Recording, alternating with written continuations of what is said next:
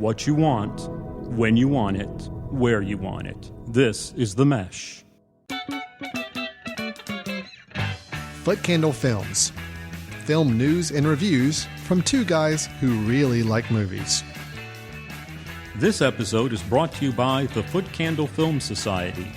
For a schedule of upcoming screenings and membership information, visit the Society's website at www.footcandle.org. Hello and welcome to Footcandle Spotlight. This is our little bonus episode we like to throw out every once in a while where we talk about one particular film that we want to highlight and give a quick review for. Again, this is a Footcandle Spotlight, meaning that, we have a main show, Footcandle Films, that we do encourage you to go check out and listen. Much longer, a little more content. We do a lot of reviews, a lot of news and other things there. But today, this is a spotlight. We're going to focus on just the one movie we're going to talk about. Chris, you and I have both seen this movie, so yes, we can both chime in our thoughts on it. We are talking about the latest political comedy called The Campaign. My name is Marty Huggins. I'm running for Congress. Huh? Does this mean we got a campaign? Push it. Push it. Push it. Push it real good. That little guy's a weirdo. I'm gonna smoke that clown. We're gonna be under a lot of media scrutiny. Anybody have anything that they want to share with us? I went to the petting zoo and I let the goat lick my wee. One time I put a firefly in my butthole. Why? To make my farts glow. Okay. My opponent, Marty Huggins, works out at Curves. Where did you get that photo? Make sure the cameras have film in them. I feel like Britney Spears at the VMAs. Oh, shove a throwing star up a Chinese monkey. We've got some babies to kiss. Stop it. That's my baby to kiss. He just punched a baby. The Campaign. Is anyone asking how my hand feels after punching that iron-like jaw of that baby? The Campaign is a hour-and-a-half comedy movie. It's actually pretty short. I don't know if you noticed or not. Starring Will Ferrell and Zach Galifianakis, starring as two opposing political candidates running for a seat in a North Carolina district, which I thought was kind of fun. We're a North Carolina podcast here. I can only imagine who Will Ferrell's Cam Brady was modeled after. We'll leave the political speculation for another day. But Will Ferrell playing Cam Brady, who's the incumbent. He has been the councilman for years and years now, the representative. Never had any opposition for the last several elections. And along comes Marty Huggins, played by Zach Galifianakis, coming in to oppose him for the seat. Hilarity ensues, or at least that's what the filmmakers are intending here, showing us a very, very exaggerated form of a political campaign between two. But I think also trying to convey some messages about the absurdity sometimes that we see with the political campaigns. And we can talk about the ending here in a little bit and your thoughts on that. But we do have Will Ferrell and Zach Galifianakis, two very, very accomplished comedians, and actually ones who have also had some dramatic roles as well. So fairly wide-ranging comedic actors. Of most interest to me personally was the fact that it's director Jay Roach, which I don't know how familiar you are with Mr. Roach. He is a director that up until a few years ago, I didn't have a whole lot of interest in his work because it was mostly Austin Powers movies, Meet the Fockers, Meet the Parents. However, he has actually made two political dramatizations of true political events, one being the film Recount. I don't know if you ever saw Recount. I have not. Having to do with the Gore Bush election back in 2000, correct? Okay, sure. And then he also did a film called Game Change just last year, which had to do with the pick of Sarah Palin as the running mate for John McCain. Interesting. Both not comedic, other than what actually really transpired in real life in both those situations. Sure. More of a dramatic approach. Both documentaries? No, they weren't documentaries. They were real active. This was Game Change had Tina Fey? No, it was not Tina Fey, although I'm sure she probably could have. It was Julianne Moore playing Sarah Palin. Oh, and then you had Ed Harris playing John McCain. It was a really good film. I do encourage you to check it out.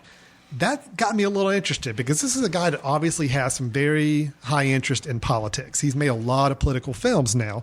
This is three right off the bat I can think of. Wow. Where two of them, not comedies, more straightforward dramas and reenactments of a real situation. But now we've got The Campaign, which was obviously targeted and meant to be a comedy. With that, Chris, like with any question about a comedy film, does the comedy work here? And is there anything deeper to this comedy with regards to the political process commentary, or do you think it should have done more with it? Wow. Tough. I guess from that immediate reaction, you can tell I wasn't just overwhelmed with laughter in the theater. I think the problem the movie did struggle with, and actually I was unaware that this director had done political movies, the two you just mentioned.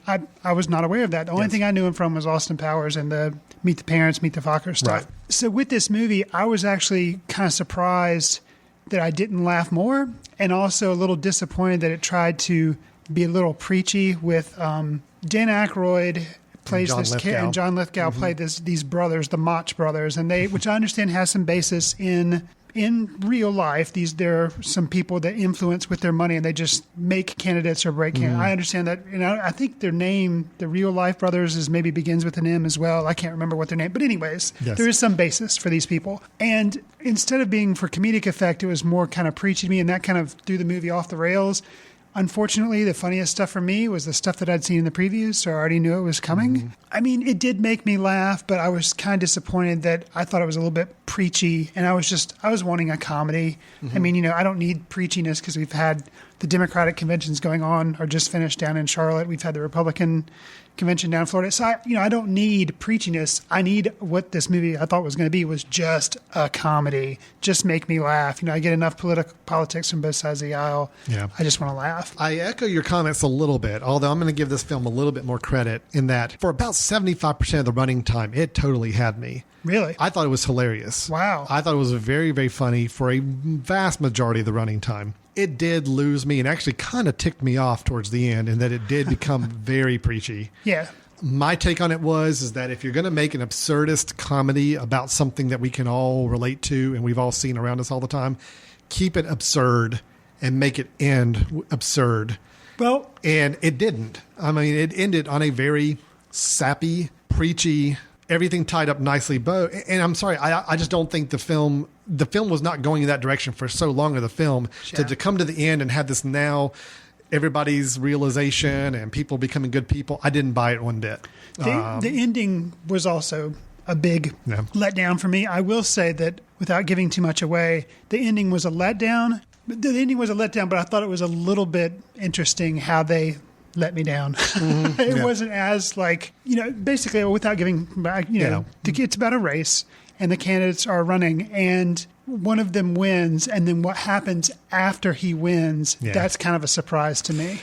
A little bit. I mean, it's still kind of a letdown because of what you're saying, kind of cheesy and stuff, but I don't know. I just thought the whole ending was it was weak. It was a very weak ending. And actually, I didn't even really enjoy the scenes with John Lithgow and with Dan Aykroyd. No. I thought those were very unfunny and bordering on, yes, we're making fun of a real situation, but we're doing it in kind of a so only people who are really in the know would really think this is funny. And then otherwise it does come across as a little preachy and it was just a little much. I look at it this way. If you're going to make a comedy like, I'm thinking about one of Will Ferrell's best comedies to me is Anchorman. I still think that was a movie that was absurd from minute one, and it ended with absurdity. Yes, it maybe had a happy ending, but it was an absurd happy ending. Okay?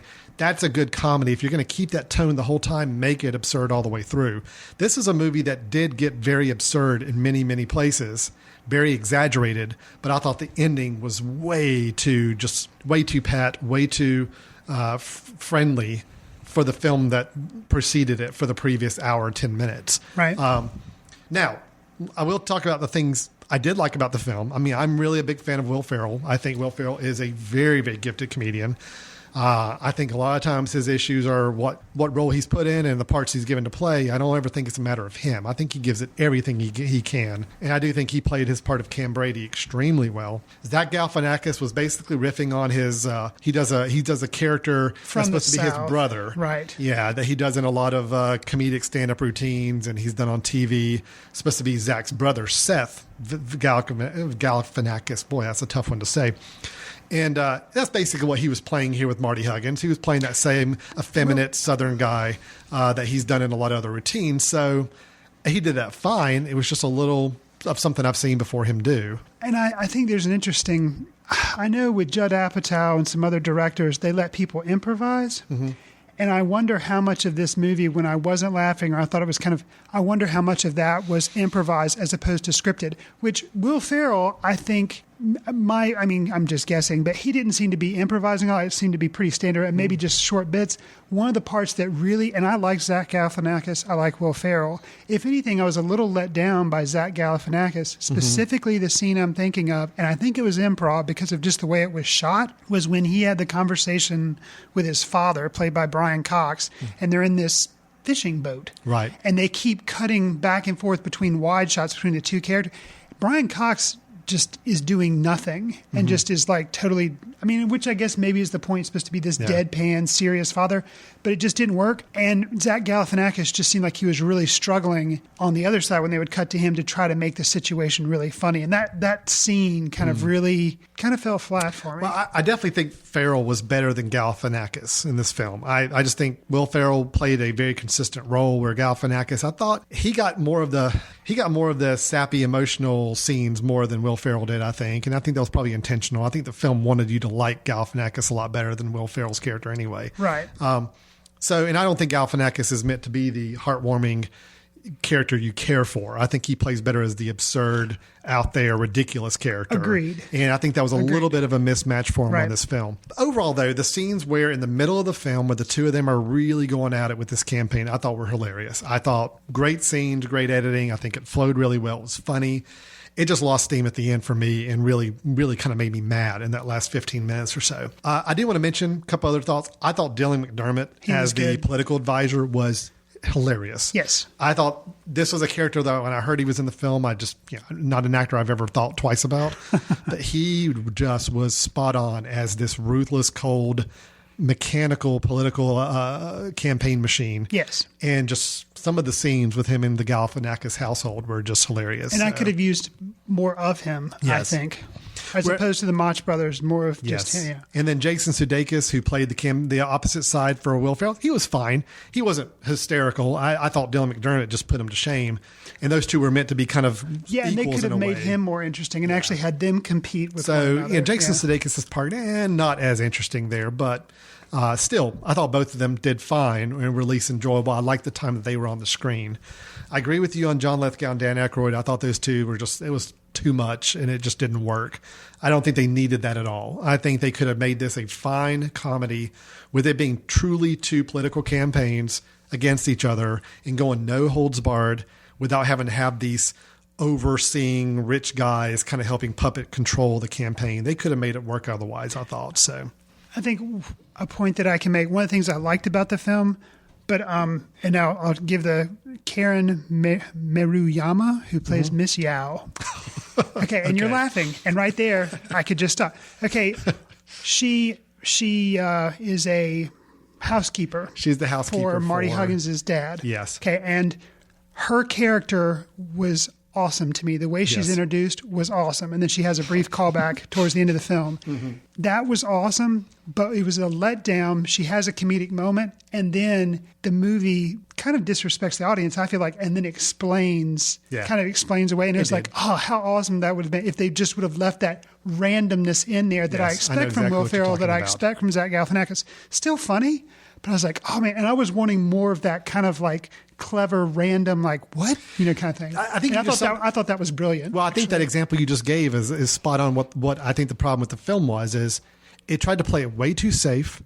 It tried to play way down to the audience, and it didn't go over the top like it should have in all situations. It tried to spoon feed the audience with a nice pat ending, Right. a little preachy on the side. Let's explain all the jokes. Let's explain how absurd this is instead of just letting it be that way on its own. Right. I think that kind of summarizes the film for me in general. It was way too safe for the topic it was going after. I thought. Agreed. But I don't fault the actors involved necessarily because I think they were giving it all, at least the main ones were anyway. I thought some of the scenes with the kids, the Huggins kids, the young Huggins family boys were really, really good. I do have to call out probably my favorite scene of the film I still chuckle about is Cam Brady getting pulled over for drunk driving with the police officer and just the exchange, which I hope was ad-lib, because if it was ad-lib, that was hilarious. Right. That exchange is probably my favorite scene of the film I remember the most from. So, and the difference that was also a funny scene. The difference between if it was ad-libbed, that scene, and the ad-lib scene was Zach Galifianakis in the fishing, but like just the kind of the contrast there, you wish it would have been tighter or something like that.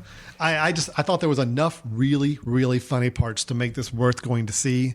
It was a disappointment that it didn't go further with Right. it and didn't keep that consistent tone that it could have throughout the whole film. You know, I always say, you know, if Airplane, the movie, being this ridiculous out there comedy, had all of a sudden in the last 10 minutes put together a true, we've got to really save this airplane and save the people and let's be all heroic and be, you know, really safe about it. It just wouldn't, you would have walked away really disappointed because it didn't keep that hysterical nature the whole time. Gotcha. That's what I think the problem was here too. I think it just really let the air out of the tires in the last 10 minutes. Agreed. So, but overall, if you like the two actors, you're a fan of this kind of style comedy, it's definitely worth seeing, I think. What do you think, Chris? Yeah, I would say maybe rental, but I wouldn't run to the theaters. Maybe a Redbox $1.25, Sure. Netflix streaming automatically. Definitely. Add it to your queue, but going out $8-9 at the movie theater, maybe not. Maybe not. Okay, fair enough. I think that's a good review with that. So that was The Campaign, starring Will Ferrell and Zach Galifianakis, directed by Jay Roach. Probably still in theaters as you're listening to this. It seems to be doing okay financially, so it'll be out there for a while.